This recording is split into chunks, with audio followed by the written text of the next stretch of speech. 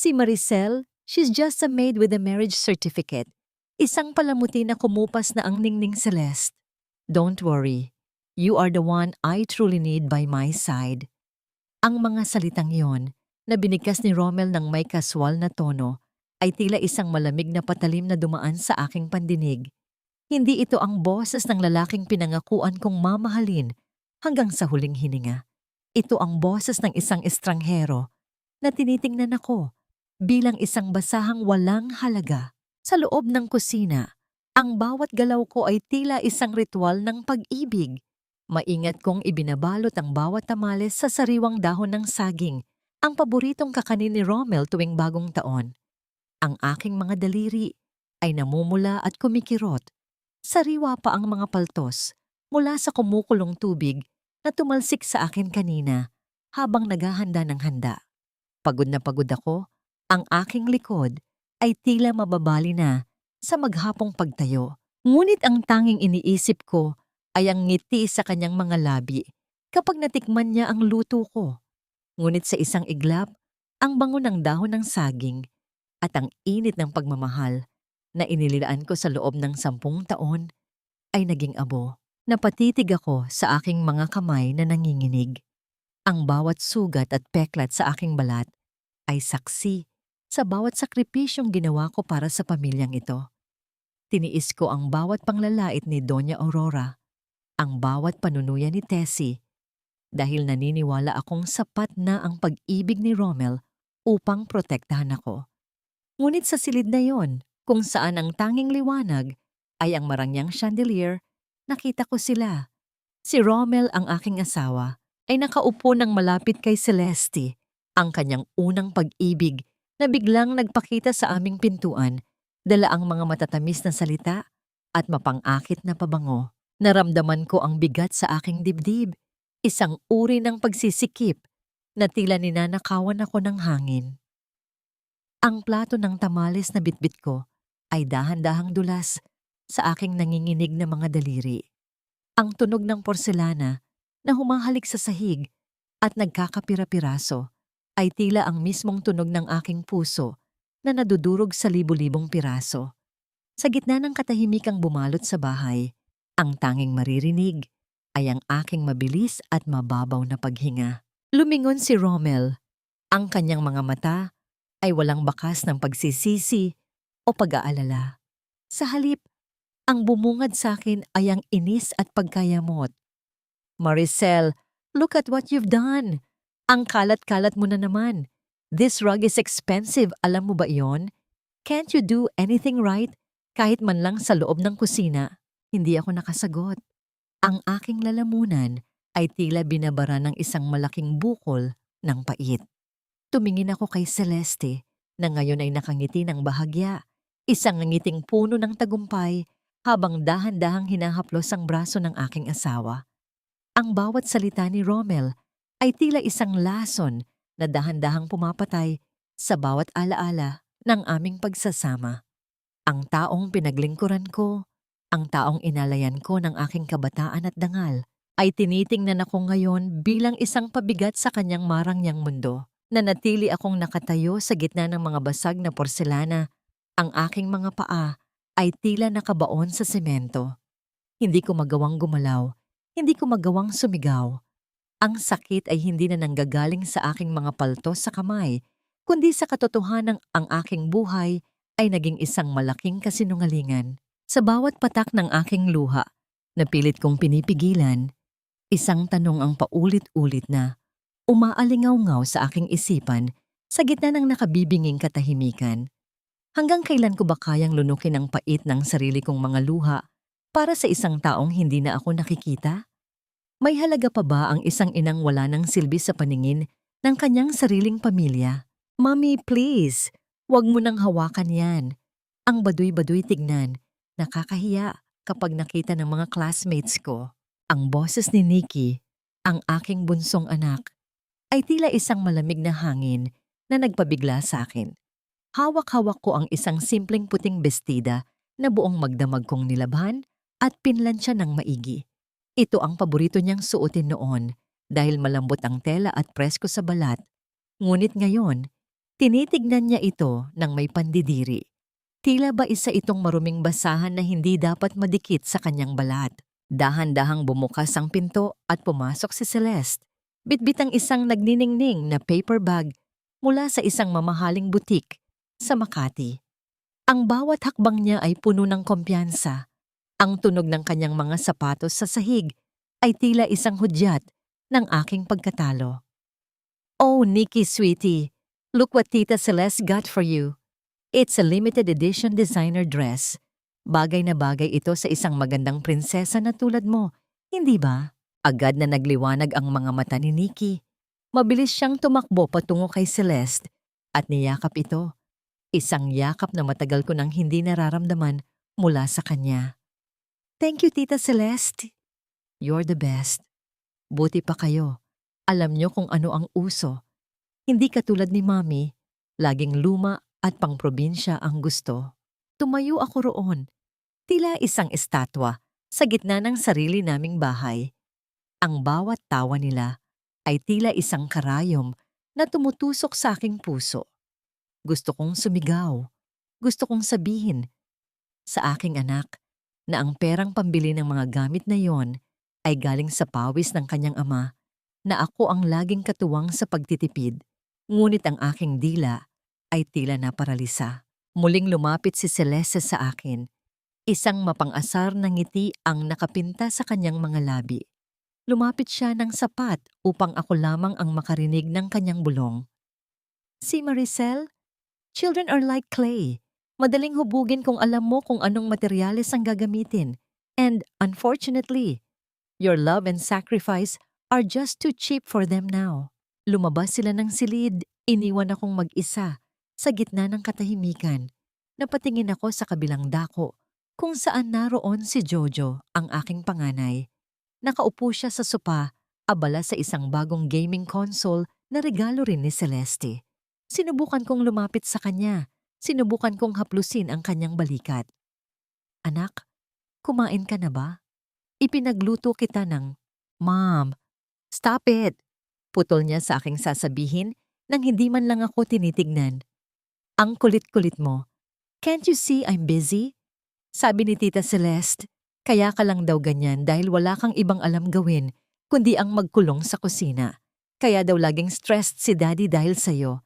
You're just embarrassing us, Mom. Ang bawat salitang binitiwan ni Jojo ay tila isang malakas na sampal na yumanig sa aking buong pagkatao.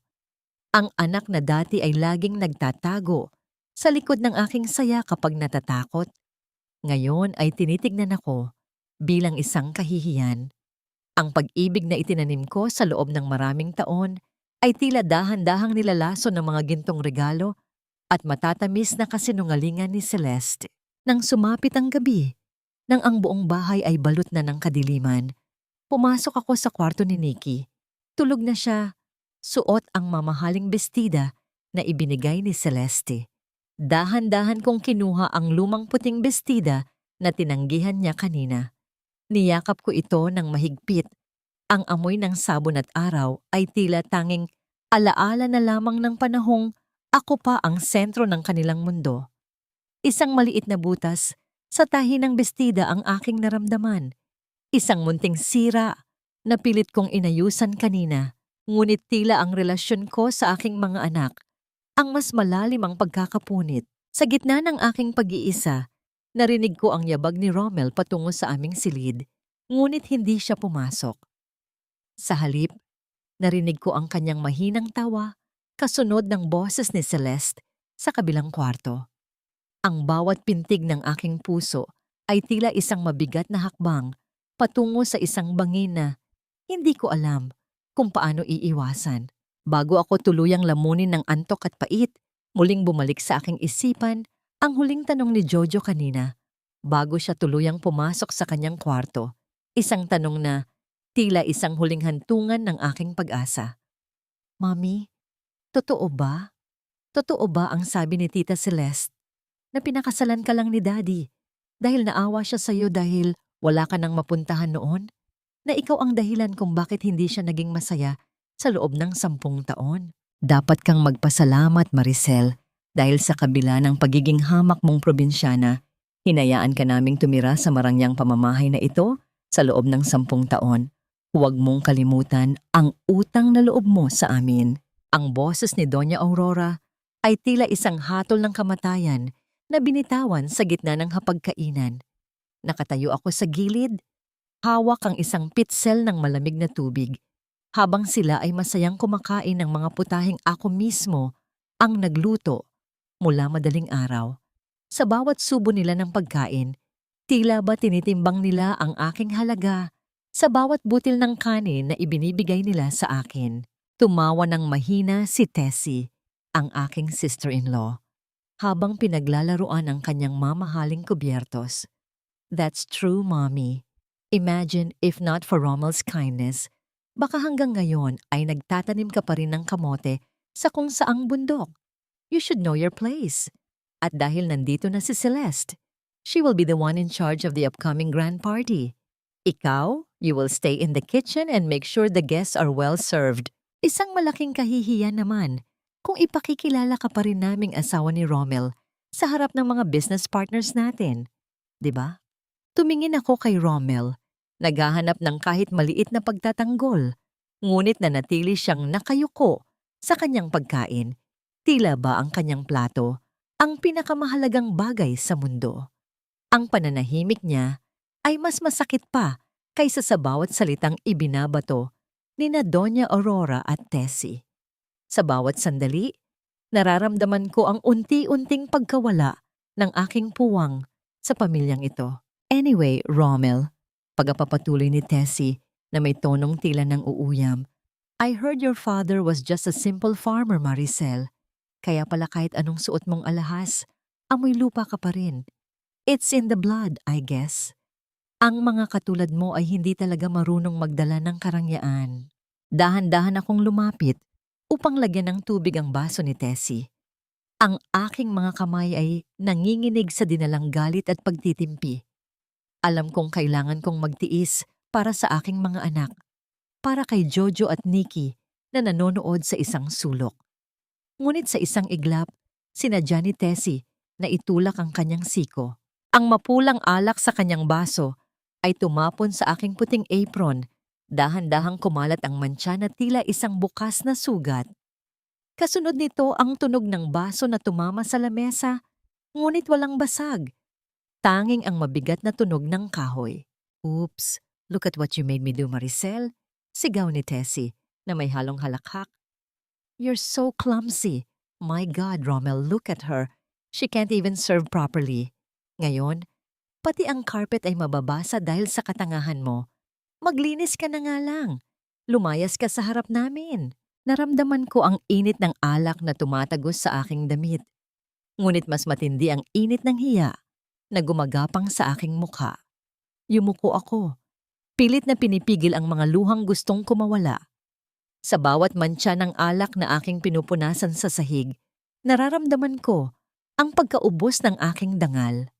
Nabalik lamang ang aking diwa nang marinig ko ang mabigat na paglapag ng kubyertos ni Doña Aurora.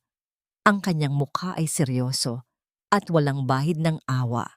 Mula bukas, Maricel, huwag na kitang makikita sa master's bedroom. Ilipat mo ang lahat ng gamit mo sa kwarto ng mga katulong sa likod. Celeste needs a comfortable space at doon siya mananatili sa tabi ni Rommel. Isang bisita ka na lang sa bahay na ito at ang mga bisitang hindi marunong magpasalamat ay dapat marunong sumunod. Ang bawat salita niya ay tila isang pako na ibinaon sa aking puso. Natingala ako at nakita ang isang anino sa pintuan. Isang matandang babae na may malungkot na mga mata. Si Yaya Luning. Siya lamang ang tanging nakakita sa tunay na nangyari. Ngunit ang kanyang katahimikan ay puno ng takot. Sa gitna ng aking pagkakaluhod sa sahig, habang pinupunasan ang mantsa ng alak, isang katanungan ang bumabagabag sa aking isipan. Bakit tila mas mahalaga pa ang isang mamahaling carpet kaysa sa isang buhay na tao? At ano ang lihim na itinatago ni Tessie sa bawat pag-alis niya ng bahay ng madaling araw na may dalang mga alahas na hindi naman sa kanya? Ang tanging piraso ng alaala ng aking ina, ngayon ay nagkapira-piraso na sa harap ng aking mga mata. Tila ba pati ang kanyang huling yakap ay ninakaw na rin sa akin. Nakatayo ako sa gitna ng maliit at mainit na kwarto ng mga katulong kung saan pilit kong isinisiksik ang aking buong buhay sa isang sulok. Ngunit hindi sapat ang ilipat ako ng tirahan. Kailangan din nilang yurakan ang mga bagay na nagbibigay sa akin ng lakas. Pumasok si Tessie at Celeste nang walang pasabi. Ang kanilang mga mukha ay puno ng panghahamak habang tinitingnan ang aking mga lumang gamit. My God, Maricel! Ang dami mo namang dalang basura rito. Reklamo ni Tessie habang pilit na binubuksan ang aking lumang baul. This room is already small enough. Tapos pupunuin mo pa ng mga kalat na amoy anay. We need to declutter this house, lalo na ngayong may mahalagang bisita tayo. Walang pakundangan nilang kinuha ang aking mga damit at gamit. Inihahagis ang mga ito sa sahig na tila ba walang halaga. Hanggang sa mahawakan ni Celeste ang isang maliit na kahoy na kahon, ang aking music box. Ito ang huling regalo ng aking ina bago siya pumanaw. Ang tanging bagay na nagpapaalala sa akin na minsan ay may nagmahal sa akin nang walang kapalit. Oh, what is this? An antique? Tanong ni Celeste na may halong pangungutya. Sinubukan niyang ikutin ang susi nito, ngunit agad ko itong sinubukang bawiin. Please, Celeste, huwag yan. Iyan na lang ang natitira sa akin mula sa nanay ko. Pag susumamo ko, ang aking boses ay nangangatal sa takot. Ngunit tila lalong nagningning ang mga mata ni Celeste sa tuwa nang makita ang aking takot. Lumabas siya ng kwarto at naglakad patungo sa itaas ng hagdan, habang ako ay nakabuntot at nagmamakaawa.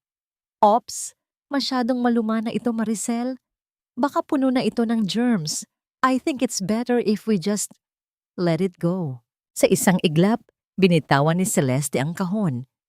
Ang tuyot na tunog ng kahoy na tumatama sa bawat baitang ng hagdan ay tila bawat pintig ng aking puso na unti-unting pinuputol.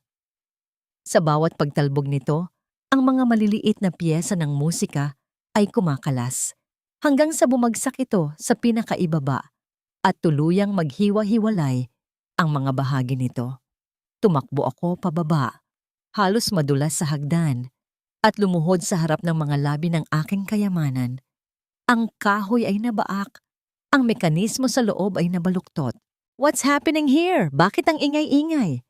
Lumabas si Rommel mula sa kanyang opisina. Ang kanyang noo ay nakakunot sa galit. Rommel, ang music box ko. Sinadya ni Celeste na ihulog. Sumbong ko habang humihikbi, umaasang kahit sa huling pagkakataon ay kakampi siya sa akin. Tiningnan lamang ni Rommel ang mga basag na kahoy sa sahig at pagkatapos ay tumingin sa akin ng may pagkabagot.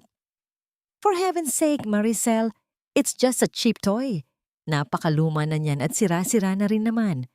Don't make a scene over a piece of junk. Bibilhan na lang kita ng bago kung yan ang ikinagagalit mo. Pero huwag mo kaming isturbuhin sa maliit na bagay. Ang kanyang mga salita ay mas matalim pa kaysa sa mga binitawan ni Celeste.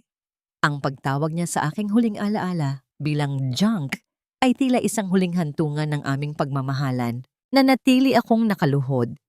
Hindi alintana ang matatalas na bahagi ng kahoy na bumaon sa aking mga daliri habang sinusubukan kong tipunin ang mga piraso nito. Ang bawat sugat sa aking kamay ay naglalabas ng dugo, ngunit hindi ko maramdaman ang hapdi ng laman. Ang tanging nararamdaman ko ay ang malalim na sugat sa aking kaluluwa na hindi na kailanman maghihilom. Habang pinupulot ko ang bawat bahagi, napansin ko ang isang maliit na piraso ng metal na natanggal mula sa ilalim ng kahon. Doon, nakaukit sa isang manipis na plakang ginto na nakatago sa loob ng 10 taon ang isang serye ng mga numero at isang pangalang hindi ko inaasahang makikita muli. Ricardo. Nabalik lamang ako sa realidad nang marinig ko ang paalis na mga yabag ni na Rommel at Celeste na tila ba walang nangyaring trahedya. Tumingala ako at tinitigan ang likod ni Rommel. Sa sandaling iyon, ang huling ningas ng pag-asa sa aking mga mata ay tuluyan ng namatay, pinalitan ng isang malamig at madilim na desisyon. You just killed the only thing that kept me here, Rommel. Bulong ko sa hangin. Ang aking boses ay wala ng emosyon. And soon, you will realize that you also killed the only person who was willing to die for you. You look so perfect in that uniform, Maricel. Parang dun ka talaga nararapat. Sa tabi ng mga tray, mga basong marurumi. Ang boses ni Tessie ay tila isang latigo na humagupit sa aking pagkatao habang tinitignan niya ako mula ulo hanggang paa. Nakasuot ako ng itim at puting uniforme ng katulong. Ang tela ay magaspang sa aking balat. Kabaligtaran ng mga mamahaling sutla na suot ng mga panauhing nasa labas. Sa gabing ito, sa pagdiriwang ng anibersaryo ng kumpanya na ako ang katuwang ni Rommel sa pagtataguyod noong nagsisimula pa lamang siya, ako ay ginawang isang anino sa sarili kong tahanan. Inilabas ko ang mabigat na tray ng mga mamahaling alak. Ang bawat hakbang ko ay puno ng pag-iingat, ngunit ang bawat tingin ng mga panauhin ay tila mga palasong tumatagos sa aking dibdib. Naririnig ko ang kanilang mga bulungan, ang mapanghusgang mga mata na tila tinatanong kung bakit ang asawa ni Rommel ay mukhang isang hamak na utusan. Sa gitna ng bulwagan, nakita ko si Rommel na nakangiti. Ang kanyang kamay ay nakapulupot sa bewang ni Celeste na nagniningning sa kanyang kulay pulang bestida. Sila ang mukhang mag-asawa. Sila ang sentro ng atensyon. Habang ako ay nananatiling nasa gilid, tinitiyak na ang bawat baso ay laging puno. Naramdaman ko ang pananakit ng aking mga binti at ang bigat ng aking kalooban. Ngunit pilit kong pinanatili ang tuwid na tindig. Ngunit ang gabi ay hindi pa tapos sa pagpaparusa sa akin. Ang kwintas ko, ang diamond necklace ko nawawala. Ang sigaw ni Tessie ay bumasag sa masayang musika at halakhakan ng mga tao. Biglang huminto ang lahat. Ang katahimikan ay naging mabigat at puno ng tensyon. Mabilis na lumapit si Tessie sa akin. Ang kanyang mukha ay pulang-pula sa galit o marahil ay sa pag-arte. Ikaw, kanina ka palabas-pasok sa kwarto ko para maghatid ng tubig. Sigurado akong ikaw ang kumuha nito. Nabitawan ko ang hawak kong tray. Ang tunog ng pagtama ng metal sa sahig ay tila isang hudyat ng aking tuluyang pagbagsak. Ang mga mata ng lahat ng panauhin, mga negosyante, mga donya, at pati na ang aking asawa ay nakatuon sa akin nang may pandidiri. Naramdaman ko ang paglamig ng aking mga kamay at ang mabilis na pagtibok ng aking puso na tila gustong kumawala sa aking dibdib. Ang bawat bulong ng mga tao ay tila isang malakas na hiyaw na nagsasabing, ako ay isang magnanakaw, isang taong walang dangal. Tessie, hindi ko magagawa yon. Hinding-hindi ko kukunin ang hindi sa akin. Ang aking boses ay nangangatal. Halos hindi lumalabas sa aking lalamunan dahil sa sobrang pait. Tumingin ako kay Rommel. Nagmamakaawa ang aking mga mata na protektahan niya ako. Nasabihin niyang kilala niya ang kanyang asawa. Ngunit ang nakita ko sa kanyang mga mata ay hindi pagtitiwala, kundi matinding kahihiyan. Umiwas siya ng tingin. Tila ba isa akong dumi na ayaw niyang madikit sa kanyang malinis na pangalan. Huwag kang magsinungaling, Maricel. Alam naming lahat na hirap ka na sa sitwasyon mo, kaya baka kailangan mo ng pera. Dagdag pa ni Doña Aurora na ngayon ay nasa tabi na ni Tessie. Ang kanyang tinig ay puno ng puot. Isang hamak na probinsyana na pumasok sa marangyang bahay, hindi nakapagtataka na magnanasa ka sa mga bagay na hindi para sa iyo. Sa sandaling iyon, ang aking mundo ay tuluyang gumuho. Ang kahihiyan ay tila isang malapot na putik na bumabalot sa aking buong pagkatao. Ang bawat pangarap na binuo ko, ang bawat sakripisyong ginawa ko para sa pamilyang ito, ay tinapak-tapakan sa harap ng maraming tao. Ang aking lalamunan ay tuyot. Ang aking mga mata ay nagnininga sa hindi maiyak na luha ng galit at sakit. Nabalik lamang ang aking diwa Nang marinig ko ang matigas na utos ni Doña Aurora sa mga security guard na nasa pintuan, ang bawat salita niya ay tila isang huling hatol na maglalayo sa akin sa huling piraso ng aking dangal. Huwag ninyong hahayaang makaalis ang babaeng ito. Tawagan ng mga pulis. Kailangan nating halughugin ang bawat sulok ng kanyang gamit. Dito natin mapapatunayan kung anong uri ng hayop ang pinatira namin sa bahay na ito. Tumayo ako roon, mag-isa sa gitna ng mapanghusgang karamihan. Ang aking uniforme ay tila naging isang rehas na nagkukulong sa aking kaluluwa. Habang papalapit ang mga gwardiya, isang katanungan ang pilit na kumakawala sa aking isipan. Hanggang kailan ko ba hahayaang yurakan ang aking puri para sa isang pag-ibig na matagal na palang naging abo? Mayroon pa bang natitirang liwanag sa hinaharap? O ito na ang tuluyang paglubog ng aking huling pag-asa? Mommy told me to hide it. Sabi ni Mommy, huwag ko raw sasabihin kahit kanino dahil pambili raw namin yon ng bagong buhay namin sa probinsya. Ang boses ni Nikki ay tila isang malakas na kulog na yumanig sa aking buong pagkatao. Ang bawat salita na lumabas sa kanyang maliit na bibig ay tila isang matalim na bubog na bumaon sa aking lalamunan. Dahilan upang hindi ako makahinga. Nakatayo ako sa gitna ng sala, napapaligiran ng mga pulis at ng mga mapanghusgang mata ng mga panauhin habang hawak ng isang opisyal ang nagniningning na kwintas na kinuha mula sa kulay rosas na backpack ng aking anak. Umiling ako ng paulit-ulit. Ang aking mga mata ay nanlalaki sa sobrang gulat at sakit. Nikki, anak, anong sinasabi mo? Hindi ko ginawa yon. Hindi ko kailanman sasabihin sa iyo na magnakaw tayo. Ngunit tumago lamang si Nikki sa likod ni Celeste, umiiyak at nanginginig. Hinaplos ni Celeste ang buhok ng aking anak nang may mapagkunwaring pagkalinga habang ang kanyang mga mata ay nagpapadala ng isang mensahe ng tagumpay sa akin. Hush now, Nikki sweetie. Don't be afraid. You did the right thing by telling the truth. Hindi mo kailangang maging bahagi ng maling gawain ng mami mo. I hate you, mommy. Why are you like this? Ang sigaw naman ni Jojo mula sa kabilang panig. Ang aking panganay ay tumingin sa akin nang may matinding pandidiri, isang tingin na mas masakit pa kaysa sa anumang pisikal na sugat. Kaya pala laging sinasabi ni Tita Celeste na ikaw ang sumisira sa pangalan ni Daddy. You're a thief. Ayaw na kitang maging mommy.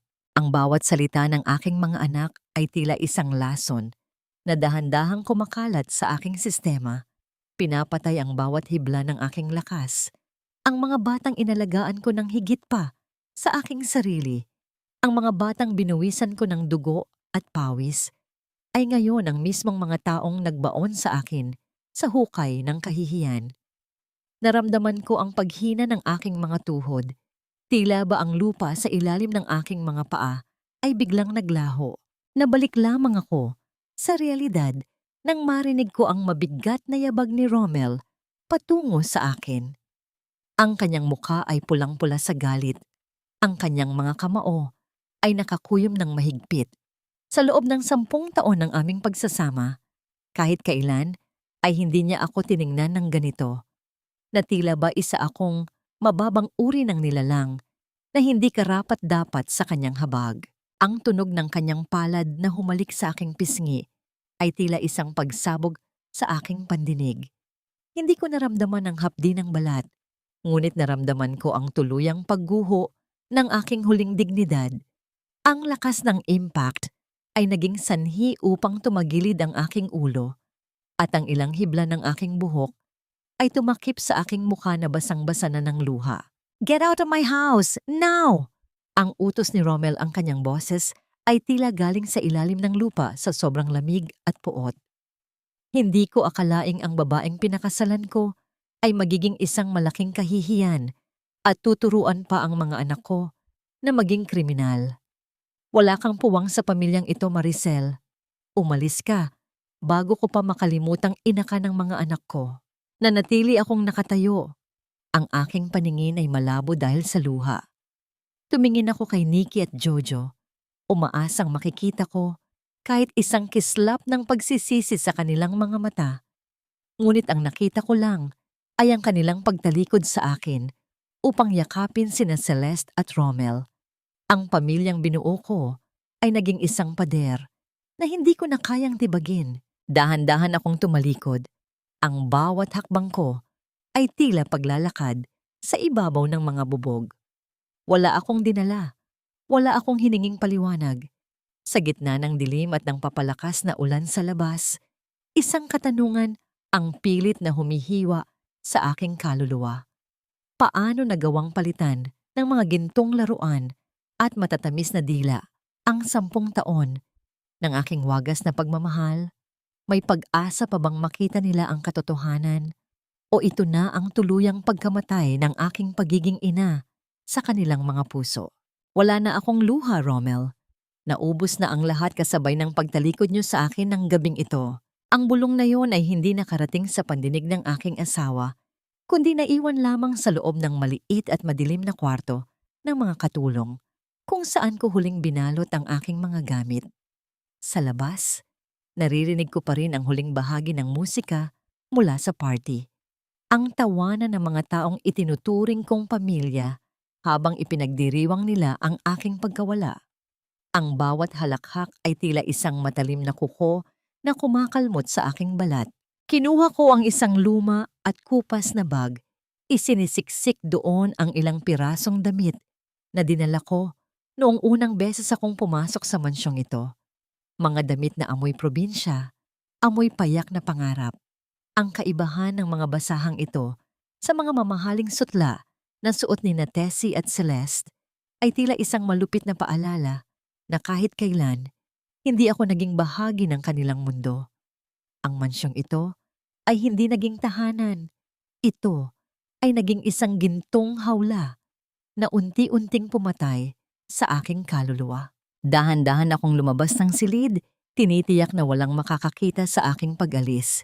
Ngunit sa dulo ng pasilyo, nakatayo si Yaya Luning. Ang kanyang mga mata ay basang-basa, ang kanyang mga kamay ay nanginginig, habang iniabot sa akin ang isang maliit na balot ng pera. Maricel, anak, pasensya ka na. Ito lang ang naipon ko. Ang pabulong niyang sabi.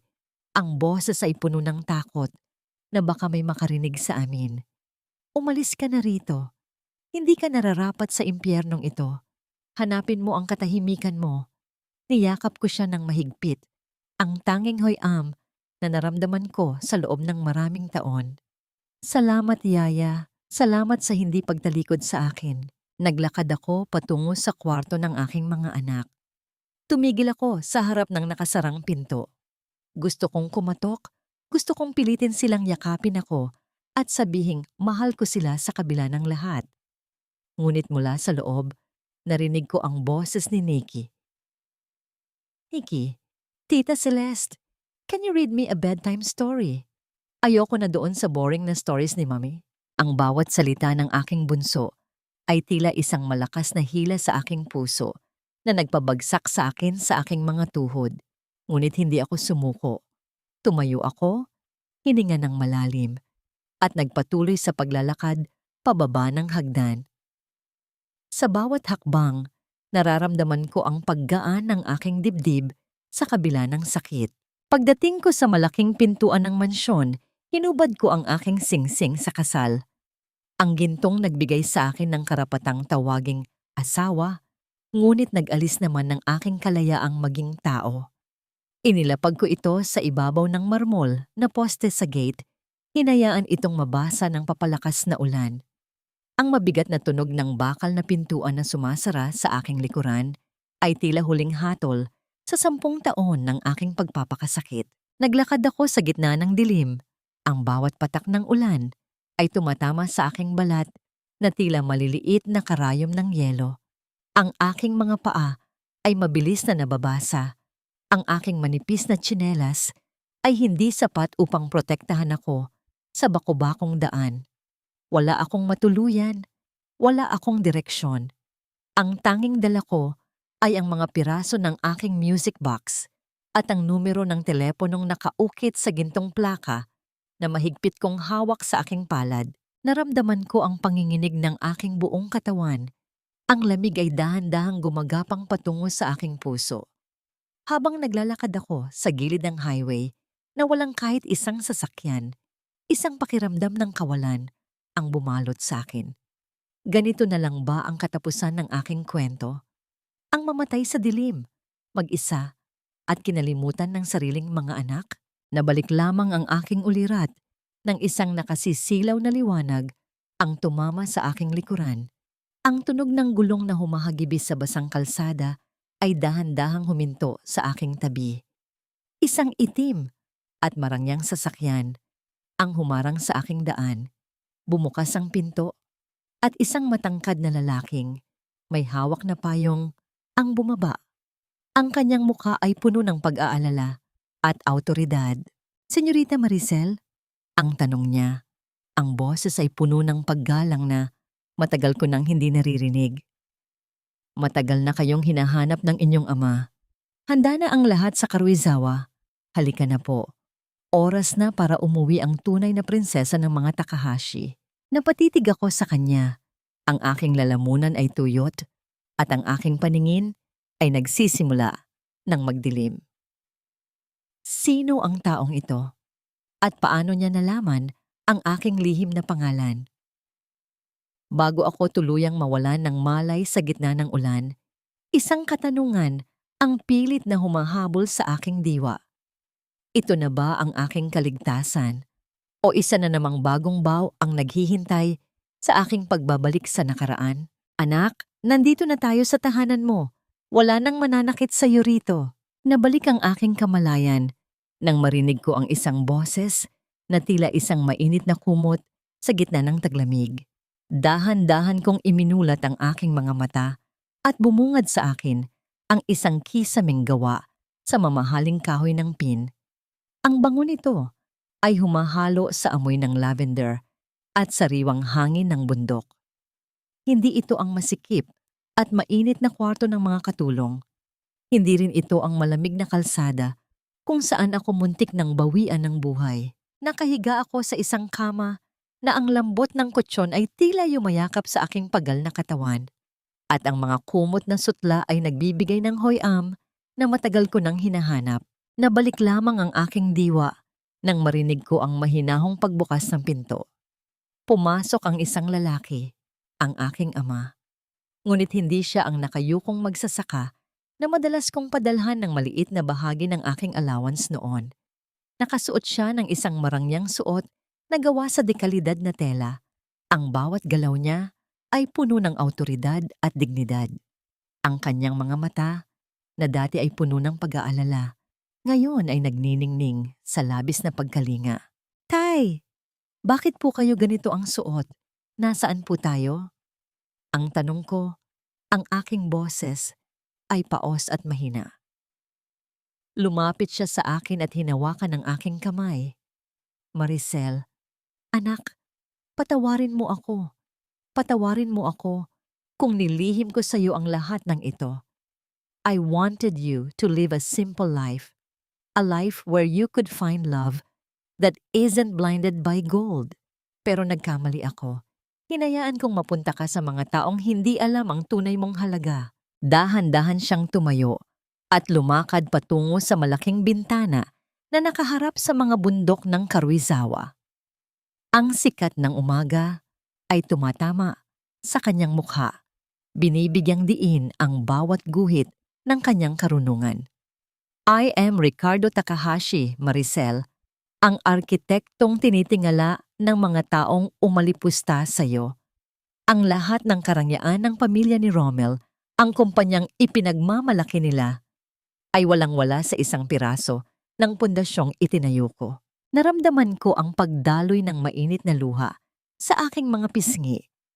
Hindi dahil sa yaman na ngayon ay nasa harap ko, kundi dahil sa pagmamahal ng isang ama na handang gawin ang lahat upang protektahan ang kanyang anak. Sa loob ng 10 taon, naniwala akong kailangan kong magdusa dahil wala akong sandigan. Naniwala akong kailangan kong lunukin ang bawat panglalait dahil wala akong mapupuntahan. Ngunit ngayon, sa bawat haplos ng aking ama, sa aking buhok, nararamdaman ko ang unti-unting paghilom ng aking mga sugat. Tay, ang mga bata, sina Jojo at Nikki, ninakaw nila ang puso ng mga anak ko. Ang aking hikbi ay hindi ko na mapigilan. Ang bawat hagulgol ay puno ng pait ng pagkakanulo. Niyakap ako ni Don Ricardo ng mahigpit. Ang kanyang katahimikan ay puno ng pangako ng katarungan. Hush now, my princess. We won't just get them back. We will make them see the truth. Ipapakita natin sa kanila na ang gintong ipinang-akit sa kanila ni Celeste ay tanso lamang kumpara sa pag-ibig na itinapon nila. Habang umiinom ako ng mainit na sokola na inihanda ng aking ama, ang lasa ng aking kabataan na muling nagpabalik ng ningning sa aking mga mata. Isang pakiramdam ng kapangyarihan ang dahan-dahang gumagapang sa aking sistema. Hindi na ako ang Maricel na basta-basta na lang sinasampal at itinatapon. Nabalik lamang ang aking atensyon kay Don Ricardo nang kinuha niya ang isang makapal na folder mula sa kanyang mesa. Nga pala anak, I have been buying 20% of their company's shares over the years anonymously. At ngayon, dahil sa gulo na ginawa nila sa'yo, ang kumpanya nila ay nasa bingit ng pagbagsak. Sila na ang hihingi ng tulong sa atin. Tumingin ako sa labas ng bintana sa malawak na lupain na pagmamay-ari ng aking pamilya. Isang katanungan ang pilit na kumakawala sa aking isipan. Handa na ba akong harapin silang muli? Hindi bilang isang biktima, kundi bilang ang babaeng magpapasya sa kanilang kinabukasan? O sapat na ba ang katahimikang ito upang makalimutan ang lahat ng sakit? Ang bawat hibla ng buhok na nalalaglag sa sahig ay ang bawat alaala ng sakit na tiniis ko sa loob ng 10 taon. Hayaan nating tangayin sila ng hangin. Nakatitig ako sa salamin habang ang matatalas na talim ng gunting ay dahan-dahang pinuputol ang aking mahabang buhok. Ang tunog ng bakal na nagtatagpo ay tila isang ritual ng paglaya. Wala na ang babaeng laging nakapusod. Ang babaeng ang tanging palamuti sa katawan ay mantsa ng mantika at amoy ng usok ng kusina. Ang babaeng nasa harap ko ngayon ay may matatalas na mata. Isang mukhang hinubog ng pait, ngunit pinatibay ng katarungan. Sa bawat paglagas ng aking buhok, nararamdaman ko ang paggaan ng aking ulo. Tila ba ang bigat ng mundo ay unti-unti ring nawawala. You look like your mother now, Maricel. Matapang at may paninindigan. Ang puna ni Don Ricardo habang nakatayo sa likuran ko. Iniabot niya sa akin ang isang basong puno ng sariwang juice. Ang kanyang mga mata ay puno ng pagmamalaki. Hindi lang panlabas na anyo ang babaguhin natin, anak. I want you to lead. I want you to understand the power that you hold. Sa mga sumunod na linggo, ang Karuizawa ay naging aking paaralan. Hindi lang ako natutong magsuot ng mga dekalidad na vest at sapatos. Natutunan ko ring basahin ang mga numero sa likod ng malalaking kumpanya. Ngunit sa gitna ng aking pag-aaral, isang folder ang inilapag ni Don Ricardo sa aking harapan. Ito ay mga dokumento mula sa Singapore. Celeste is not who she claims to be, Maricel. Ang malamig na sabi ng aking ama. She is a fugitive, isang bihasang manggaganso na tumakas mula sa Singapore matapos magnakaw ng milyon-milyong halaga ng investment. At ngayon, ginagawa niya ang parehong bagay sa pamilya ni Rommel.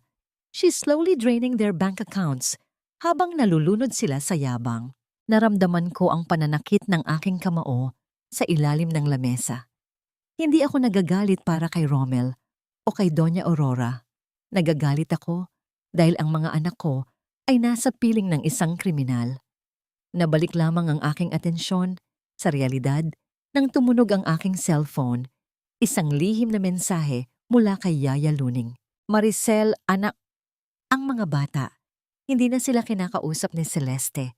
Pinapabayaan na sila sa kwarto at si Nikki gabi-gabing umiiyak dahil naghahanap sa'yo. Si Rommel, laging wala sa bahay, abala sa paghahanap ng paraan para maisalba ang kumpanya nila. Maricel, nasasaktan ng mga bata. Ang bawat salita ni Yaya Luning ay tila isang baga na idiniit sa aking balat. Ang galit sa aking dibdib ay nag-aapoy, isang apoy na hindi na kayang apulahin ng kahit anong luha. Ang pagnanais kong manatili sa katahimikan ay biglang naglaho. Pinalitan ng isang masidhing hangarin na bawiin ang aking mga anak mula sa kuko ng mga taong walang puso. Father, ang tawag ko kay Don Ricardo. Ang aking boses ay matatag at walang panginginig. Ready na po ako. Hindi na ako magtatago rito sa bundok habang ang mga anak ko ay nagdurusa sa kamay ng babaeng yon. Lumapit sa akin ang aking ama at ipinatong ang kanyang kamay sa aking balikat. Ang kanyang haplos ay nagbibigay ng lakas na tila isang huling basbas. Good, because their company just filed for bankruptcy today at ikaw ang tanging tao na maari nilang takbuhan para sa isang bailout. Tinitigan ko ang aking bagong anyo sa malaking salamin ng silid. Ang Maricel na mahina ay patay na. Ang nakatayo rito ay si Maricel Takahashi, ang babaeng magpapatikim sa kanila ng sarili nilang lason. Nabalik ang aking diwa sa huling sinabi ng aking ama bago siya lumabas ng silid. Isang impormasyon na tila isang huling alas sa aking laro. Nga pala, anak, Rommel doesn't know that Celeste has already transferred his personal assets to her name. Bukas, sa sandaling magkita kayo, wala na siyang kahit isang sentimo mo na maipagmamalaki. 3 oras. 3 oras na silang naghihintay sa malawak at malamig na lobby ng Takahashi Architecture, tila mga basang sisiw na hindi mapakali sa kanilang mga kinauupuan. Mula sa surveillance monitor sa loob ng aking opisina, tinitingnan ko ang bawat galaw nila. Si Doña Aurora ay pilit na pinananatili ang tuwid na tindig, ngunit ang kanyang mga kamay ay mahigpit na nakakapit sa kanyang kupas na designer bag. Si Tessie naman ay panay ang reklamo sa receptionist, habang si Rommel ay nakatitig lamang sa sahig, ang kanyang balikat ay bagsak at ang mukha ay tila tumanda ng 10 taon. Nabalik lamang ang aking atensyon sa realidad nang tumunog ang intercom. Ma'am Maricel, they are insisting to see the chairman. Should I let them in? No, ang maikli kong sagot. Ang aking boses ay walang bakas ng emosyon. Ipadala mo sila sa conference room A. Doon ko sila haharapin. Dahan-dahan akong tumayo. Inayos ang aking puting blazer na gawa sa dekalidad na seda. Ang bawat hakbang ko sa makintab na sahig ng gusali ay tila isang deklarasyon ng digmaan. Wala na ang takot, wala na ang pangangatal. Ang tanging nararamdaman ko ay ang malamig na determinasyon na tapusin na ang lahat ng ito. Pagbukas ko ng pinto ng conference room, ang amoy ng mamahaling kape at ang lamig ng aircon ang bumati sa akin. Agad na tumayo ang tatlo. Ang kanilang mga muka ay puno ng pag-asa na mabilis ding napalitan ng matinding kalituhan. Finally, nasaan si Don Ricardo? We don't have all day to wait for... Naputol ang sasabihin ni Tessie. Ang kanyang mga mata ay nanlaki. Ang kanyang bibig ay bahagyang bumukas. Habang tinititigan ako mula ulo hanggang paa. You? Maricel? What? What are you doing here? At bakit ganyan ang suot mo? Nagnakaw ka ba ng damit sa amo mo? Isang tipid ng ngiti ang ibinigay ko sa kanya habang dahan-dahan akong umuupo sa dulo ng mahabang lamesa, ang pwesto ng may-ari. Maupo kayo. Mukhang kailangan ninyo ng pahinga matapos ang mahabang paghihintay. Maricel, ang mahinang sambit ni Rommel. Ang kanyang boses ay puno ng gulat at hindi makapaniwala. Anong ibig sabihin nito? Bakit ka narito sa opisina ni Don Ricardo Takahashi? Hindi ko siya sinagot. Sa halip, kinuha ko ang pitsel ng tsa at dahan-dahang nagbuhos sa isang tasa. Ang mainit na usok ay dahan-dahang pumapaibabaw. Ang tunog ng tubig na dumadaloy sa porselana ay tila isang mapayapang musika sa gitna ng tensyon. Naalala ko ang gabing ipinagtulakan nila ako. Ang gabing tinawag nila akong hamak na utusan na marunong lang magsilbi ng tubig. Ngayon, ginagawa ko ang parehong bagay, ngunit ang pakiramdam ay langit at lupa ang pagkakaiba. Uminom muna kayo. Ang paanyaya ko, ang aking tinig ay kalmado, ngunit may awtoridad. Masyadong mainit ang ulo ninyo para sa isang negosasyon. Don't play games with us, Maricel, sigaw ni Doña Aurora. Ang kanyang tinig ay nanginginig sa galit at hiya. Naparito kami upang kausapin ang chairman tungkol sa investment na kailangan ng aming kumpanya. Hindi namin kailangan ang pakikialam ng isang katulong na tulad mo. Dahan-dahan kong ibinaba ang tasa at tinitigan siya ng diretso sa mata. Ang aking tingin ay tila yelo na nagpatahimik sa kanyang bulyaw. Ang chairman ay abala sa mas mahahalagang bagay at para sa kaalaman ninyo, ako ang itinalaga niyang Chief Operating Officer ng Takahashi Group. Ang bawat sentimo na kailangan ninyo upang maisalba ang inyong bumabagsak na kumpanya ay nakadepende sa aking pirma. Ang katahimikan sa loob ng silid ay naging nakabibingi. Ang mukha ni Tessie ay naging maputla habang si Rommel ay tila hindi makahinga sa narinig. Ang katotohanang ang taong tinapaktapakan nila ay siya palang may hawak ng kanilang kapalaran ay tila isang malakas na sampal na hindi nila inaasahan. Nabalik lamang ang aking diwa nang marinig ko ang mahinang paggalaw ng upuan ni Rommel. Sinubukan niyang abutin ang aking kamay, ngunit mabilis ko itong inilayo. Maricel, please, if you still have a heart, help us. Ang mga bata, si Jojo at Nikki, mawawalan sila ng tahanan kung hindi mo kami tutulungan. Ang pagsusumamo ni Rommel, ang kanyang mga mata ay puno ng desperasyon. Tumingin ako sa kanya at sa isang sandali, naalala ko ang lahat ng sakit. Ngunit ang bagong Maricel ay hindi na nadadala sa matatamis na salita. Ang puso ko, Rommel, pinatay niyo na yon nung gabing pinalayas niyo ako sa ulan. At tungkol sa mga bata, huwag niyo silang gamiting panakip-butas sa inyong mga kasalanan. Isang katanungan ang pilit na kumakawala sa aking isipan habang pinagmamasdan ko ang kanilang pagbagsak. Sapat na ba ang makita silang nagmamakaawa? O kailangan ko pa ring ilaba ang huling alas na tuluyang wawasak sa kanilang lahat? I am the decision maker for your company's survival, Aurora. Ang huli kong sabi bago ko binuksan ang folder sa aking harapan. Still want to call me a maid? Ang ganda ng laro mo, Celeste. Pero sa kasamaang palad, tapos na ang oras ng iyong pagtatanghal. Ang aking boses ay tila isang malamig na hanging umiihip sa loob ng silid. Sapat upang patigilin ang lahat ng ingay. Kararating lang ni Celeste. Nagniningning sa kanyang mamahaling alahas. Handa sanang sumali sa negosasyon upang protektahan ang kanyang mga nakulimbat na yaman. Ngunit bago pa siya makapagsalita, inilapag ko sa gitna ng lamesa ang isang makapal na folder. Ang tunog ng mga papel na tumama sa matigas na kahoy ay tila isang hudyat ng kamatayan para sa kanyang mga pangarap. What is this, Maricel? Another one of your desperate attempts to win back Rommel? Ang mapanguyam na tanong ni Celeste, ang kanyang boses ay puno ng asidong nakakatusok. Tumingin siya kay Rommel ng may pagpapaawa. Isang sining na kabisadong-kabisado na niya. Rommel, why are we even listening to her? We should be talking to the chairman, not this pretender.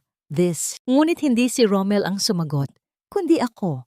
Dahan-dahan kong binuksan ang folder. Ipinapakita ang mga dokumentong may tatak ng Singaporean Police Force at Interpol. This is your real identity, Celeste. O baka mas gusto mong tawagin kitang Maria Clara Santos, ang babaeng may 7 warrant of arrest para sa investment scam at syndicated estafa sa Singapore? Ang babaeng tumakas matapos limutin ang bilyong-bilyong piso mula sa mga inosenteng pamilya? Ang katahimikan sa loob ng silid ay naging nakabibingi. Ang mukha ni Celeste ay biglang nagbago. Ang kanyang mapagpanggap na kagandahan ay dahan-dahang natunaw, pinalitan ng isang hitsurang puno ng takot at lason. Ang kanyang mga mata ay nanlilisik. Ang kanyang mga labi ay nanginginig sa galit. Maricel, ano itong sinasabi mo? Ang mahinang tanong ni Rommel, ang kanyang boses ay puno ng panginginig. Celeste, is this true? Humarap ako kay Rommel. Ang aking tingin ay puno ng awa at pagkasuklam. Hindi pa yan ang lahat, Rommel. Akala mo ba ay mahal niya ang mga anak mo? Akala mo ba ay pinoprotektahan niya sina Jojo at Nikki? Kinuha ko ang aking cellphone at pinindot ang play button ng isang audio file. Wala itong tunog ng pagpindot. Tanging ang boses lamang ni Celeste ang pumuno sa silid. Isang boses na hindi kailanman naririnig ni Rommel. Isang boses na puno ng pagkamuhing walang kapantay. Ang babaho ninyo. Pareho kayo ng nanay ninyong amoy lupa. Huwag ninyo akong lalapitan kung ayaw ninyong masaktan. Ginagamit ko lang kayo para makuha ang pera ng tatay ninyong tanga. Tools lang kayo na intindihan ninyo. Tools!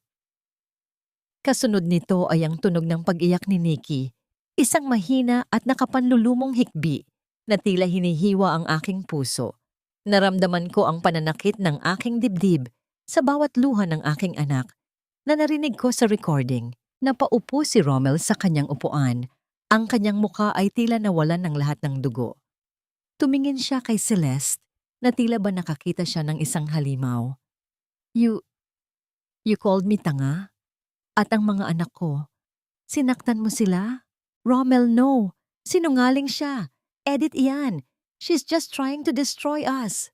Ang sigaw ni Celeste, ang kanyang maskara, ay tuluyan ng nahulog. Ang kanyang boses ay naging matinis at tsuwangoa. Ang kanyang mga galaw ay naging agresibo habang sinusubukan niyang agawin ang aking cellphone. Ngunit bago pa siya makalapit, narinig namin ang mabibigat na yabag ng mga sapatos sa labas ng pintuan. Ang tunog ng pintuan na bumukas ay tila isang huling hatol. 4 na pulis ang pumasok. Ang bawat isa ay may dalang awtoridad na hindi mapapasubalian. Maria Clara Santos, also known as Celeste, you are under arrest for multiple counts of fraud and identity theft. Ang deklarasyon ng opisyal. Mabilis nilang hinawakan ang mga braso ni Celeste. Ang tunog ng posas na nagtatagpo ay tila musika sa aking pandinig. Isang hustisyang matagal nang inaasam. Lumingon ang pulis kay Tessie, na ngayon ay nanginginig na sa isang sulok. And you, Tessie, you are also being invited for questioning regarding the illegal transfer of assets and your involvement in some of the fraudulent documents found in this folder. No! Hindi ako kasali. Niloko lang din ako ni Celeste. Ang hiyaw ni Tessie habang dahan-dahan siyang inaakay palabas. Ang kanyang mukha ay puno ng matinding hiya. Naiwan kami ni Rommel sa loob ng silid. Lumapit siya sa akin. Ang kanyang mga mata ay puno ng pagsisisi. Dahan-dahang lumuhod sa aking harapan. Sinubukan niyang hawakan ang dulo ng aking blazer, ngunit mabilis akong lumayo. Ang bawat haplos niya ay tila isang lason na ayaw ko nang dumikit sa aking balat. Maricel, patawarin mo ako. I was blind. I threw away a diamond for a piece of poisonous pebble. Patawarin mo ako, please. For the sake of our children. Ang kanyang boses ay basag. Ang bawat salita ay tila isang pagsusumamo mula sa hukay. Tinitigan ko siya ng matagal. Ang aking puso ay wala ng galit. Tanging kapayapaan na lamang ng isang taong tapos nang lumaban sa maling laban. Ang kapatawaran ay ibinibigay, Rommel, pero ang tiwala ay hindi na muling mabubuo. Ang huli mong pagkakataon ay itinapon mo kasabay ng music box ng nanay ko. Sa bawat hakbang ko palabas ng silid, nararamdaman ko ang paglaya ng aking kaluluwa. Isang katanungan ang naiwan sa hangin habang tinitingnan ko ang aking asawang nakaluhod at mag-isa.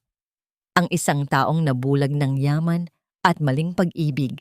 Karapat-dapat pa bang makita ang liwanag ng isang bagong umaga? Huwag po kayong lalapit sa amin, Mommy. Umiiyak na, sabi ng bata habang mahigpit na nakakapit sa kapatid. Pakiramdam namin nagkamali kami. Natatakot kami. Nanginginig ang kanilang mga balikat habang pilit iniiwas ang tingin. Tila pasan nila ang bigat ng mga salitang matagal nilang narinig mula sa ibang tao. Mabilis na lumapit ang kanilang ina at mahigpit silang niyakap. Huwag ninyong sasabihin iyan. Basag ang boses niyang tugon habang pinapahid ang luha ng mga anak. Walang batang marumi o masama.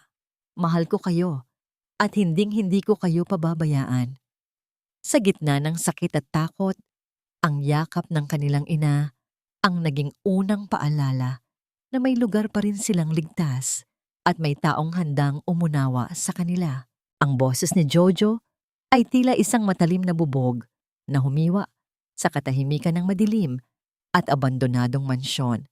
Ang bawat salita niya ay puno ng poot, hindi para sa akin, kundi para sa kanyang sarili. Nakita ko sila sa isang sulok ng dating malawak nilang silid-tulugan.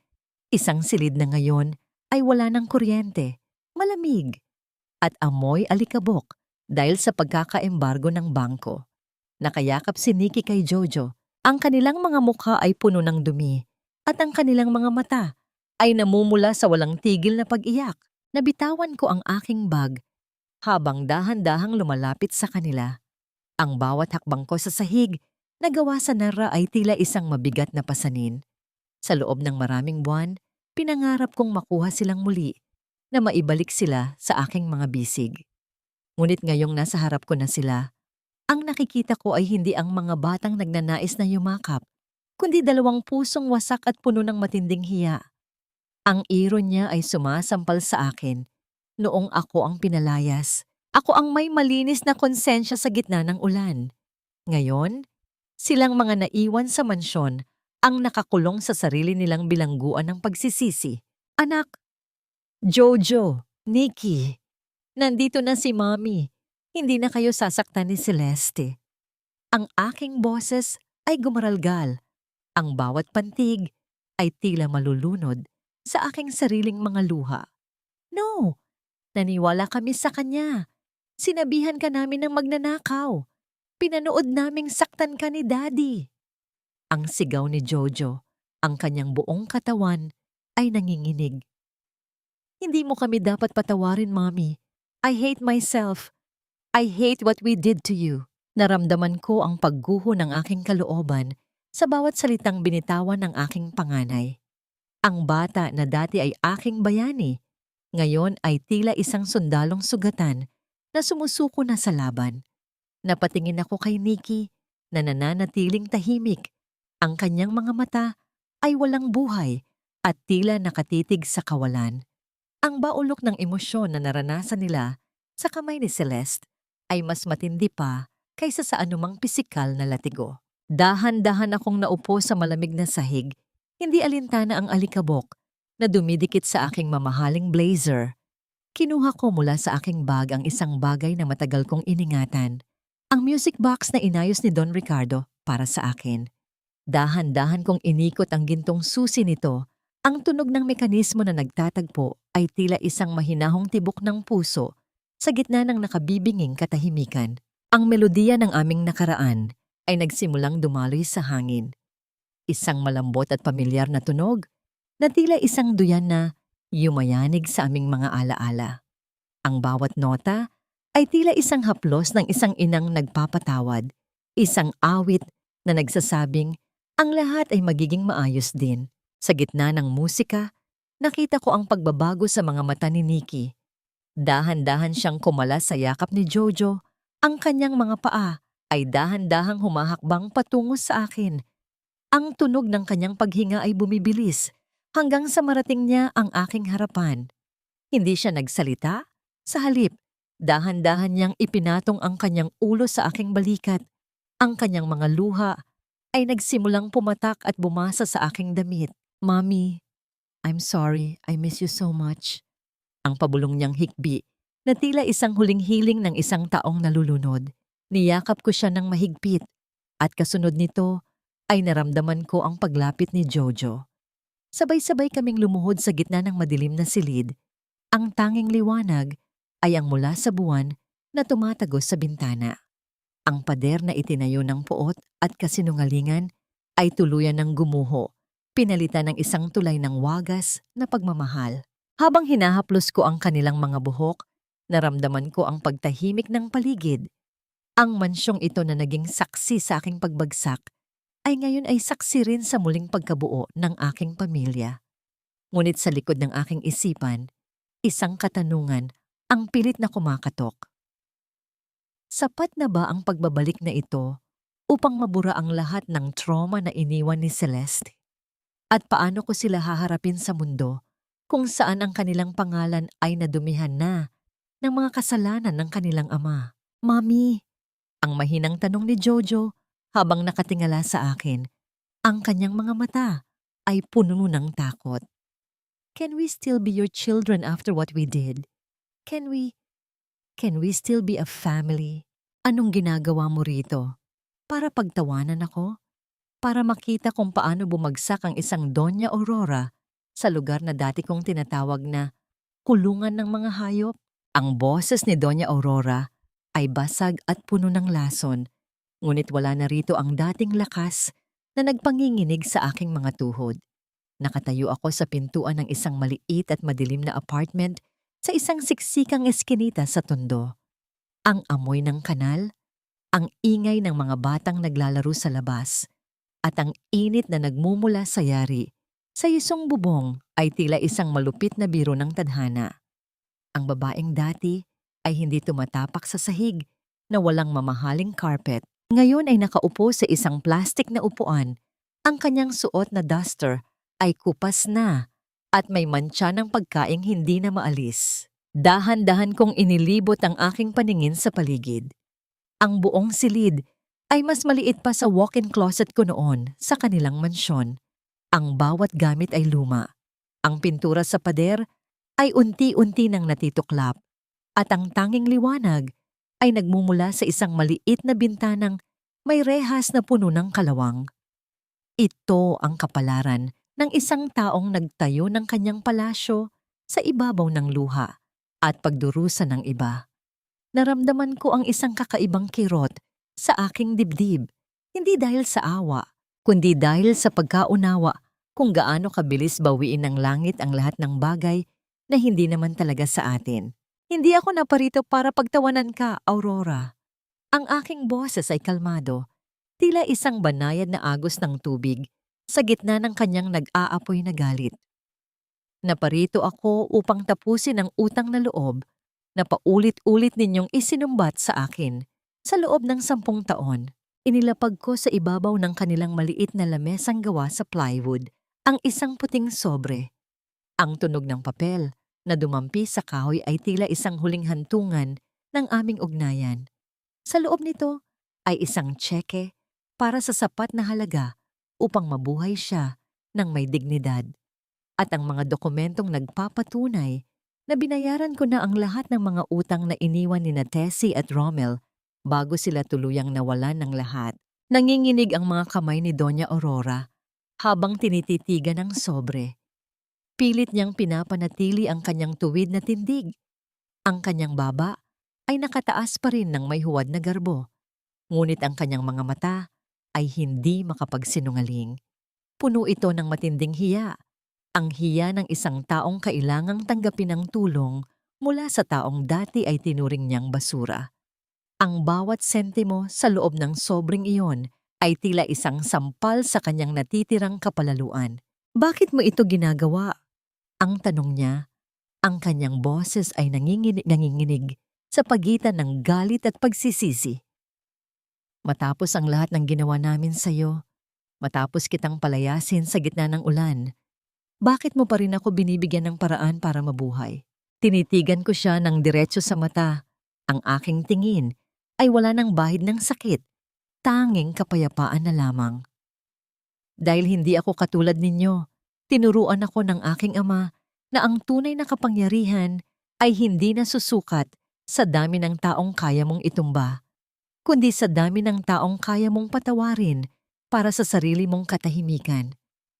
Being poor is not a sin, Aurora, but being cruel is a choice that you have to pay for.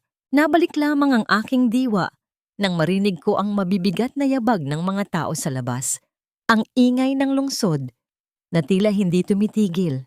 Dahan-dahan akong tumalikod at naglakad patungo sa pinto.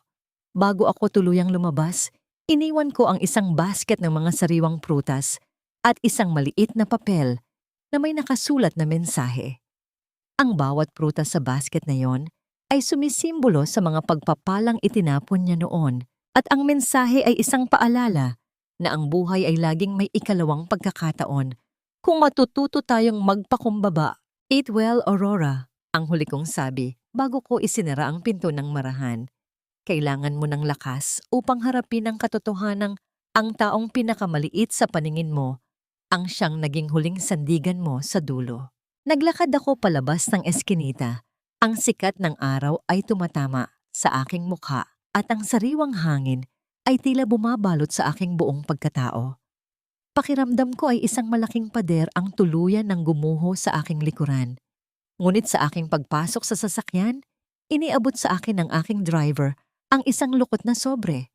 Galing ito kay Rommel, na ngayon ay nagtatrabaho sa isang malayong lalawigan bilang isang ordinaryong empleyado. Naramdaman ko ang mabilis na pagtibok ng aking puso habang binubuksan ang sulat.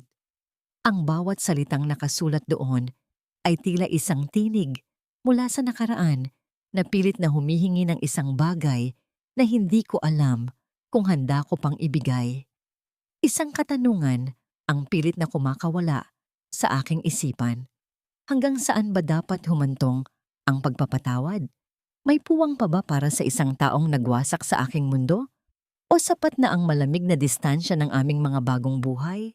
Ang katahimikan ng mga bundok sa Karuisawa ay tila isang gamot na dahan-dahang naghihilom sa bawat sugat na iniwan ng lungsod. Dito, ang tanging maririnig ay ang banayad na paghampas ng hangin sa mga puno ng pine at ang malayo, ngunit masayang huni ng mga ibon sa madaling araw. Wala na ang ingay ng mga mapanghusgang bulong. Wala na ang tunog ng mga sapatos na nagmamadali patungo sa mga huwad na tagumpay. Nakatayo ako sa malawak na beranda ng aming tahanan. Hawak ang isang lapis at ang blueprint ng isang maliit na paaralan na ako mismo ang nagdidisenyo. Sa ilalim ng paggabay ni Don Ricardo, dahan-dahan kong natututunan ang sining ng pagtatayo, hindi lamang ng mga gusali, kundi ng isang bagong pagkatao.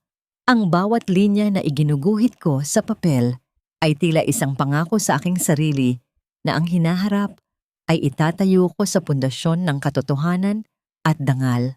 Nabalik lamang ang aking diwa nang marinig ko ang malakas na tawanan ni na Jojo at Nikki mula sa malawak na damuhan. Wala na sa kanila ang mga mamahaling damit na dati ay nagpapabigat sa kanilang pagkatao. Ngayon, suot nila ay mga simpleng t-shirt at pantalon. Ang kanilang mga paa ay punong-puno ng putik mula sa paglalaro. Ngunit ang kanilang mga ngiti ay mas nagniningning pa kaysa sa anumang alahas. Nakikita ko sa kanila ang mga bata na dati ay kinalimutan ang maging bata dahil sa laso ng karangyaan. "Mommy! Look! I made this for you!" Ang sigaw ni Nikki habang patakbong lumalapit sa akin. Iniabot niya ang isang pirasong papel na may drawing ng 3 taong magkakahawak kamay sa ilalim ng isang malaking dilaw na araw. Kinuha ko ang papel at naramdaman ko ang panunubig ng aking mga mata. Ang larawang yon ay simple, walang mga detalyeng marangya, ngunit ito ang pinakamahalagang sining na nahawakan ko. Ito ay simbolo na sa kabila ng lahat ng unos, kaming 3 ay nananatiling buo. Niyakap ko si Nikki ng mahigpit, nilalanghap ang amoy ng araw at damo sa kanyang buhok. Isang amoy na mas mabango pa sa anumang mamahaling pabango ni Celeste. "Ang ganda-ganda nito, sweetheart. Ilalagay natin ito sa tabi ng music box ko, okay?" Ang bulong ko sa kanya, ang aking boses ay puno ng kalinga. Lumapit din si Jojo, bitbit ang isang maliit na basket ng mga ligaw na bulaklak. "Mommy, can we stay here forever? I like it here, malaya tayo. At walang nagagalit sa atin kapag nagkakamali tayo." Hinaplos ko ang kanyang pisngi. Nakikita ko ang isang batang lalaki na dahan-dahang natututunan ang tunay na kahulugan ng pagiging matapang, ang aminin ang pagkakamali at bumangon muli. "Oo, anak. Dito na ang tahanan natin. Wala nang magpapaalis sa atin." Nabalik lamang ang aming atensyon sa realidad nang lumapit si Don Ricardo. Ang kanyang muka ay seryoso, ngunit may bahid ng pagmamalaki. Maricel, may dumating na liham para sa iyo. Isang malaking proyekto sa Manila. Isang ospital na kailangang itayo para sa mga mahihirap. They want you to be the head architect. Napatitig ako sa liham. Ang pagbabalik sa Manila ay nangangahulugan ng pagharap muli sa mga anino ng nakaraan. Ngunit bago pa ako makasagot, isang kakaibang pakiramdam ang nagpatigil sa akin. Ang tunog ng isang sasakyan na dahan-dahang humihinto sa dulo ng aming pribadong kalsada ay bumasag sa katahimikan ng paligid. Dahan-dahan kaming lumingon. Isang anino ang tumayo sa tapat ng malaking gate ng trangka. Isang lalaking nakasuot ng simpleng kamiseta, gay go, at tila pasan ng bigat ng mundo sa kanyang mga balikat. Ang kanyang mga mata ay nakatuon sa amin, puno ng pangungulila, pag-aalinlangan, at isang matinding takot na baka hindi siya tanggapin. Si Rommel, nanatili kaming lahat na nakatayo, tila ang oras ay biglang huminto sa Karuizawa. Isang katanungan ang pilit na kumakawala sa aking isipan habang tinititigan ko ang lalaking dati ay aking mundo.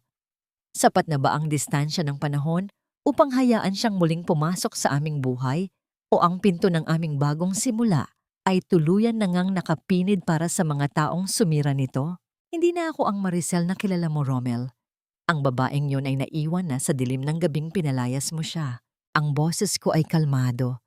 Tila ang banayad na simoy ng hangin sa Karuizawa na humahaplos sa mga dahon ng pin. Nakatayo ako sa harap ng trangka. Ilang metro ang layo kay Rommel.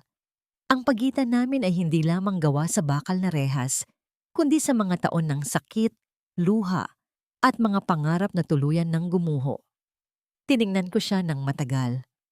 Ang kanyang suot ay isang simpleng polo na medyo kupas na. Ang kanyang mga kamay ay may mga kalyo na, tanda ng marangal na pagtatrabaho na matagal niyang kinutya noon. Dahan-dahang lumapit si Rommel. Ang bawat hakbang niya sa tuyong dahon ay lumilikha ng tunog na tila nagpapaalala sa bawat maling hakbang na ginawa niya sa aming pagsasama. Huminto siya at yumuko, hindi makatingin ng diretso sa aking mga mata. Maricel, hindi ako naparito para humingi ng pera o pabor. Naparito ako dahil hindi ako makakatulog sa gabi hanggat hindi ko nasasabi sa iyo kung gaano ako nagsisisi. Naramdaman ko ang bahagyang panginginig ng kanyang boses. Nabulag ako, Maricel. Akala ko ang yaman at ang kinang ni Celeste ang magpapasaya sa akin. Itinapon ko ang tanging taong tunay na nagmahal sa akin para sa isang kasinungalingan. Patawarin mo ako. Hindi dahil karapat-dapat ako, kundi dahil kailangan kong bitbitin ang kapatawarang yon upang makabangon muli. Tumingala ako sa asul na langit.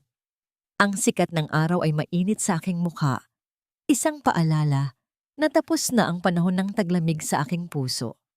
Nabalik lamang ang aking diwa nang marinig ko ang pagtakbo nina Jojo at Nikki patungo sa amin. Huminto ang dalawang bata sa tabi ko. Mahigpit na humawak sa aking mga kamay. Tumingin sila sa kanilang ama. May pagkilala, may lungkot, ngunit wala na ang matinding puot na dati ay bumabalot sa kanila. Daddy, ang mahinang tawag ni Nikki. Lumuhod si Rommel sa harap ng mga bata. Ang kanyang mga luha ay dahan-dahang pumatak sa tuyong lupa. Jojo, Nikki, patawarin niyo si Daddy. Hindi ko kayo naprotektahan. Naging masama akong ama sa inyo.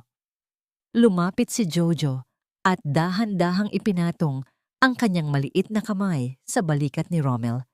Isang simpleng kilos na tila nagbibigay ng huling basbas sa isang sugatang sundalo. Pinapatawad ka na namin, Daddy. Pero dito na kami nakatira kay Mommy. Masaya na kami rito.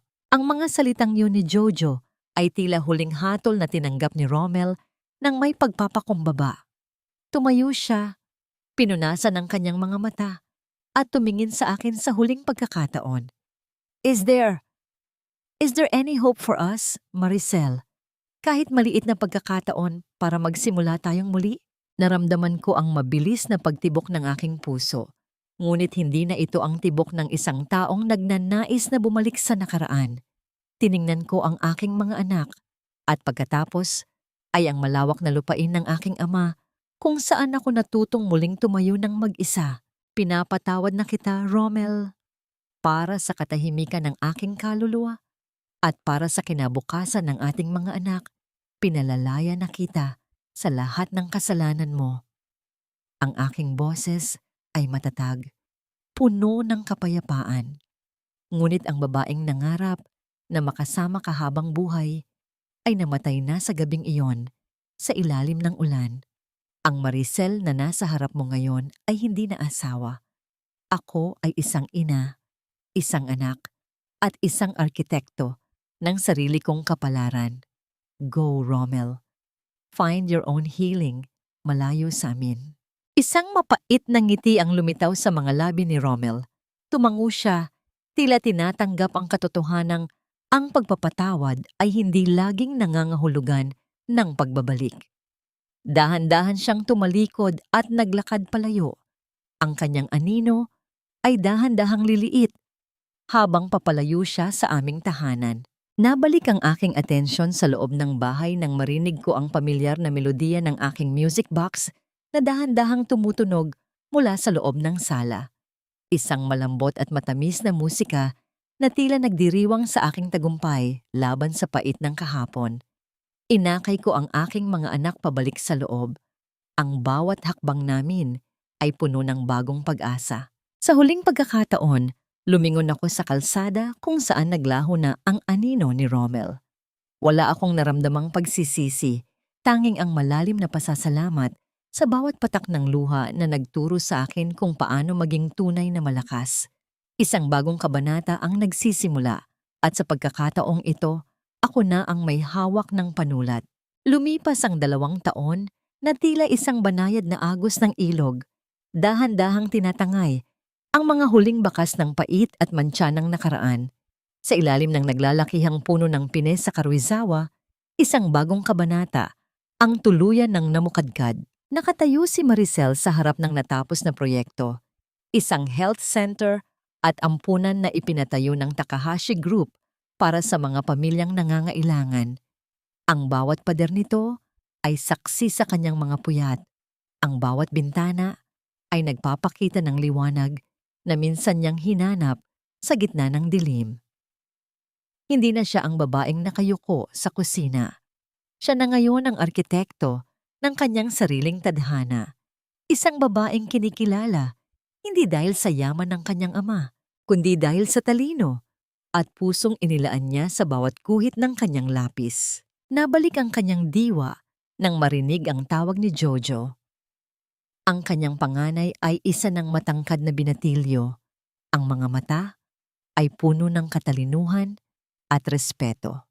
Kasama niya si Nikki na ngayon ay abala sa pagtuturo sa mga batang ulila kung paano paikutin ang isang lumang music box. Ang tunog ng melodiya na dahan-dahang pumupuno sa hardin ay hindi na nagdadala ng luha sa mga mata ni Maricel. Sa halip, ito ay naging isang himig ng tagumpay, isang paalala na ang lahat ng basag na bagay ay maaari pang buuin muli, basta't may sapat na pagmamahal at pananalig. Lumapit si Don Ricardo at ipinatong ang kanyang kamay sa balikat ng kanyang anak. Walang salitang binigkas, ngunit ang init ng kanyang haplos ay sapat na upang sabihing tapos na ang laban. Ang katahimikang namamagitan sa kanila ay puno ng pagkilala sa lakas ng isang babaeng dumaan sa apoy, ngunit lumabas na nagniningning na tila ginto. Sa isang sulok ng kanyang isipan, naalala ni Maricel ang balita tungkol kay Rommel at sa kanyang pamilya. Nabalitaan niyang dahan-dahan na ring bumabangon si Rommel sa probinsya. Namumuhay ng payak at malayo sa marangyang mundong dati ay naging lason sa kanya. Si Doña Aurora naman ay nananatiling nasa pangangalaga ng isang institusyon kung saan ang bawat araw ay isang pagkakataon para sa kanyang pagsisisi. Wala nang galit sa puso ni Maricel. Ang pagpapatawad na ibinigay niya ay hindi para sa kanila, kundi para sa kanyang sarili, isang susi na nagbukas sa rehas ng kanyang nakaraan.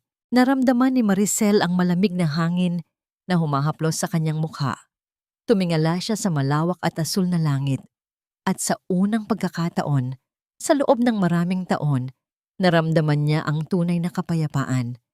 Ang yaman na hawak niya ngayon ay hindi ang mga bilyong piso sa bangko, kundi ang kakayahang maglakad ng may taas na noo, ang yakap ng kanyang mga anak, at ang dangal na hindi kailanman mabibili ng anumang salapi. Ang kwento ng kanyang buhay ay hindi nagtapos sa isang magarbo at malaking kasalan, kundi sa isang tahimik na hapon kung saan ang pag-ibig sa sarili at sa pamilya ang naging pinakamataas na uri ng kaligayahan. Sa bawat patak ng luha na dumanas sa kanyang mga pisngi, isang binhi ng pag-asa ang tumubo, hanggang sa maging isang matatag na puno na hindi na kailanman mayuyugyog ng anumang bao. Sa huling pagkakataon, muling tumunog ang music box sa hangin. Ang bawat nota ay tila isang bulong sa mundo. Nasa likod ng bawat sakripisyo, sa kabila ng bawat pagkakanulo, palaging may umagang naghihintay para sa mga pusong marunong magpatawad at muling magmahal.